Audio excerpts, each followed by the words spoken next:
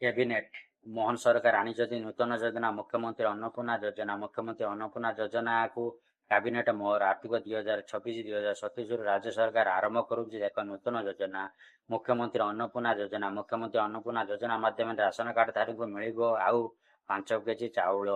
ଜାତୀୟ ରାଜ୍ୟ ସୁରକ୍ଷା ଆଇନ ରାଜ୍ୟ ଖାଦ୍ୟ ସୁରକ୍ଷା ଯୋଜନା ଅଧୀନରେ ହିତାଧିକାରୀଙ୍କୁ ଅତିରିକ୍ତ ଚାଉଳ କଟା ବଣ୍ଟନ କରିବା ପାଇଁ ସ୍ଥିର ହୋଇଛି। ମୁଖ୍ୟମନ୍ତ୍ରୀ ଅନ୍ନପୂର୍ଣ୍ଣା ଯୋଜନା ମାଧ୍ୟମରେ ଟାର୍ଗେଟ୍ସ ପବ୍ଲିକ୍ ଡିଷ୍ଟ୍ରିବ୍ୟୁସନ୍ ସିଷ୍ଟମ୍ ଅଧୀନସ୍ଥ ସମସ୍ତ ହିତାଧିକାରୀଙ୍କ ପରିବାରକୁ ମାସିକ ନିୟମିତ ଧାର୍ଯ୍ୟ ଚାଉଳ କଟା ବ୍ୟତୀତ ମୁଣ୍ଡ ପିଛା ମାସିକ 5 କିଲୋ ଅତିରିକ୍ତ ଚାଉଳ ମାଗଣାରେ ବଣ୍ଟନ କରାଯିବ।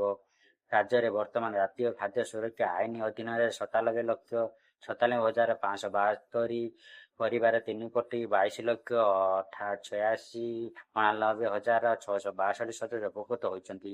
ରାଜ୍ୟରେ ଖାଦ୍ୟ ସୁରକ୍ଷା ଯୋଜନା ଅଧୀନ 2,98,725 ପରିବାର 5,62,737 ସଦସ୍ୟ ଉପକୃତ ହୋଇଛନ୍ତି। ଉଭୟ ଯୋଜନାର ସମୁଦାୟ 1,97,297 ପରିବାର 3,28,52,429 ସଦସ୍ୟ ଉପକୃତ ହୋଇଛନ୍ତି। ଏହି ସମସ୍ତ ହିତାଧିକାରୀ ବର୍ତ୍ତମାନ ମୁଖ୍ୟମନ୍ତ୍ରୀ ଅନ୍ନପୂର୍ଣ୍ଣା ଯୋଜନାର ସୁବିଧା ପାଇବେ।